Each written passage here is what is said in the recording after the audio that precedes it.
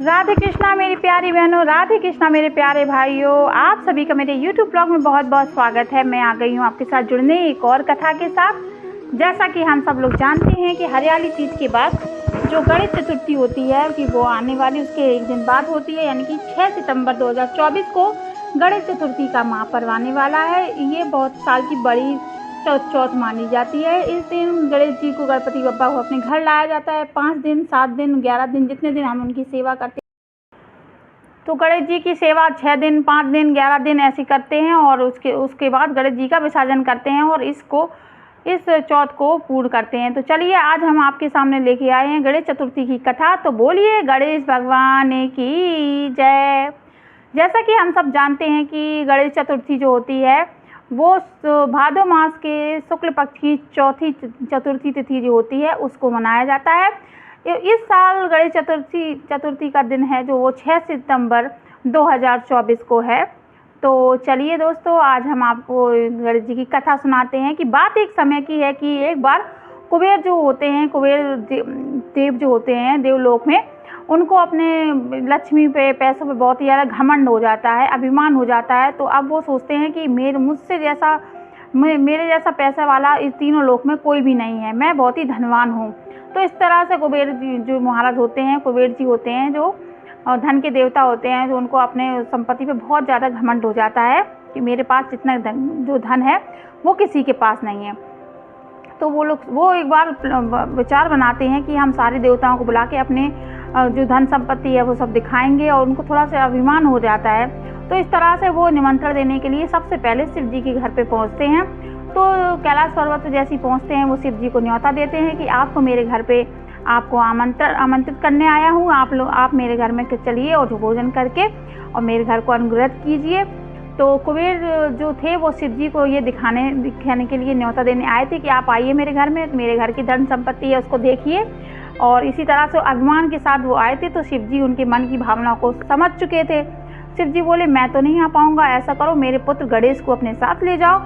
तो गणेश जी को लेकर कुबेर देवता होते हैं वो अपने साथ गणेश जी को लेकर चले जाते हैं और अपने घर में महल में जैसे प्रवेश करते हैं। उनके घर महल में तो ये सोने चांदी से चमकती हुई वस्तुएं दिखती हैं। वो गणेश जी को दिखाने लगते हैं बड़े अभिमान के साथ कि चलो ये मेरी इतनी संपत्ति है, मेरे पास ये है, मेरे पास वो है, इतना सोना है, दुनिया में किसी के पास, तीनों लोकों में भी किसी के पास नहीं। गणेश जी उनके मन की भावना को समझ चुके थे कि इनको अभिमान हो चुका है। तो गणेश जी तो भैया बैठा जाता है। गणेश जी को कहते हैं सब लोग कि चलिए आइए प्रभु, अब निमंत्रण, आप लोग चलिए आइए भोजन कर लीजिए। तो वो बैठते हैं गणेश जी।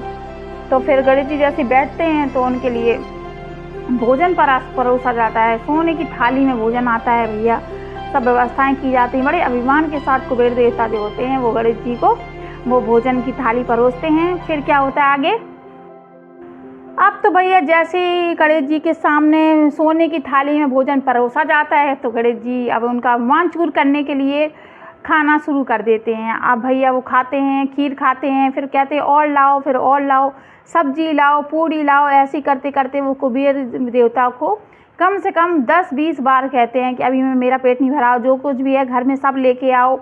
फिर जो कुबेर होते हैं वो थक जाते हैं। अब वो कहते हैं महाराज जी अब तो खाना भी ख़त्म हो चुका है, अब मैं आपको क्या दूं खाने के लिए। तो गणेश जी बोलते हैं कि आपके घर में जो हरी सब्जियां और फल पड़े हैं वो भी लेके आओ। तो गणेश जी वो सब मंगा के और खा लेते हैं। अब तो कुबेर परेशान हो जाते हैं कि ये क्या हुआ, गणपति बप्पा तो मेरा अपमान करने के लिए, अब तो मैं लज्जित।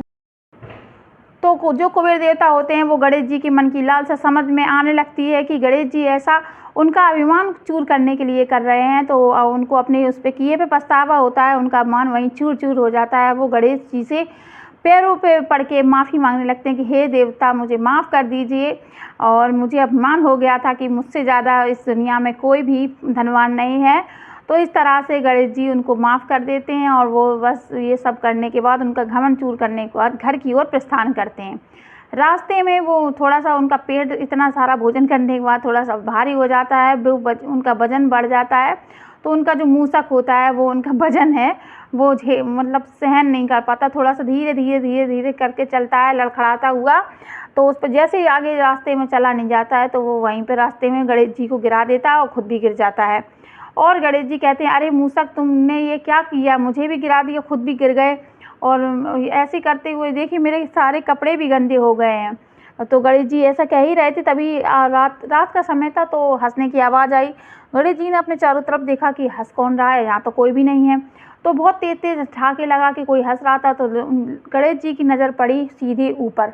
तो उन्होंने देखा कि चंद्रमा है, जो उनको जो गिर गए हैं उनकी हालत को देख कर, उनकी दशा को देखकर चंद्रमा बहुत ही ज़्यादा हंस रहा है, उनका मजाक उड़ा रहा है। तो ये बात गणेश जी को बहुत, तो जैसे ही गणपति बप्पा को ये पता चलता है कि चंद्रमा ऊपर जो है उनका मजाक उड़ा रहे हैं, तो गणपति बप्पा को बहुत ही ज़्यादा, गणेश जी को बहुत ही ज़्यादा क्रोध आता है चंद्रमा पर, और वो जाने अनजाने में चंद्रमा को श्राप दे देते हैं कि तुझे अपने तेज पर ज़्यादा, वो गणेश जी चंद्रमा से कहते हैं कि तुझे अपने तेज पर ज़्यादा घमंड है ना, तो आज से मैं तुझे श्राप देता हूँ कि तेरा तेज आज से कम हो जाएगा और तू दिन दुनिया से विलीन हो जाएगा और तू किसी को दिखाई भी नहीं देगा। तो इस तरह से चंद्रदेव जो होते हैं वो ये सब सुन के बहुत ही ज़्यादा घबरा जाते हैं, और चंद्रदेव उनसे माफ़ी मांगने के लिए आ जाते हैं कि हे गणेश, गौरीपुत्र गणेश, मुझे माफ़ कर दीजिए, मुझसे गलती हो गई, गौरीपुत्र गणेश मुझे माफ़ कर दीजिए। तो गणेश जी मिन्नतें करने के बाद गणेश जी थोड़े से दया हो आ जाती है, तो वो कहते हैं ठीक है, मैंने जो तुझे श्राप दिया है वो कम तो नहीं, वो पूरी तरह से नष्ट तो नहीं हो सकता, लेकिन उसका कुछ प्रभाव रहेगा। और जो मैंने श्राप दिया है अंधेरे में रहने का, तो वो महीने में एक दिन अमावस्या के दिन तो लोगों को दिखाई नहीं देगा, तेरा तेज है, जो प्रकाश है तुम्हारा, वो लोगों को दिखाई नहीं देगा, तुम बादलों के पीछे छुपे रहोगे, अमावस्या के दिन तुम लोगों को नहीं दिखोगे। तो इस तरह से तुम्हारा तेज प्रकाशित नहीं होगा अमावस्या के दिन। और तो तभी से लेके आज तक अमावस्या के दिन हम सब लोग देखते हैं कि चंद्रमा जो होते हैं वो आसमान में कहीं दिखाई नहीं देते हैं, विलीन हो जाते हैं उस दिन। और फिर उसके बाद गणेश जी ने उनसे एक बात और कही कि इतनी मिन्नतें करते हो तो मैं तुम्हें आज एक वरदान भी देता हूँ कि तुम गणेश चतुर्थी के दिन मेरे साथ साथ तुम भी पूजे जाओगे। तुम्हारी अर्घ करने के बाद ही लोगों का ये गणेश चतुर्थी का जो व्रत है वो पूरा होगा, संपूर्ण होगा, और तुम्हारे अर्घ के बिना इस व्रत को अधूरा माना जाएगा। और इसी के साथ गणेश जी ने चंद्रमा को एक श्राप के रूप में मान लो, या फिर एक और चीज़ बोली कि अगर इस दिन तुम्हें चंद्रमा यानी कि गणेश चतुर्थी के दिन अगर लोग तुम्हारे दर्शन करेंगे तो उन्हें दोषारोपण का सामना करना पड़ सकता है, यानी कि उनके ऊपर कोई दोष लग सकता है, चोरी का इल्ज़ाम लग सकता है। तो इसलिए गणेश चौथ के दिन अगर जिसने तुम्हारे दर्शन किए, चंद्रमा के दर्शन किए, तो उसको दोष लगेगा। चंद्रमा का दर्शन नहीं किया जाता है, गणेश चतुर्थी के दिन चंद्रमा का दर्शन करने से हमें चोरी का इल्ज़ाम लग सकता है। दोस्त, ये पुराणों की बातें हैं, कथाओं में ये बातें लिखी हुई हैं।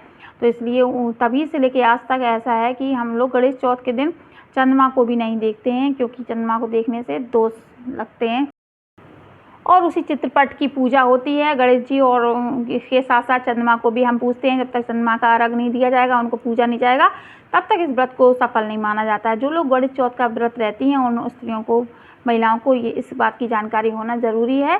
तभी से लेके आज तक चंद्रमा जो है अमावस्या के दिन दर्शन नहीं होते हैं चंद्रमा के, और गणेश चौथ के दिन भी हमें चंद्रमा को नहीं देखना चाहिए, यही कारण है।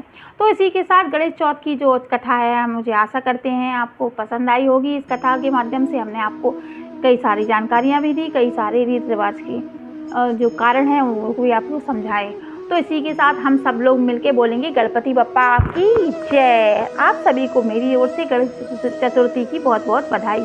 आज की कथा यहीं समाप्त होती है, तो आप सब लोग मिलके बोलेंगे गणपति बप्पा मोरया, मंगल मूर्ति मोरया।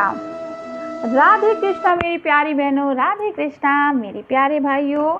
मिलेंगे अगले ब्लॉग में, तब तक अपना ख्याल रखिए।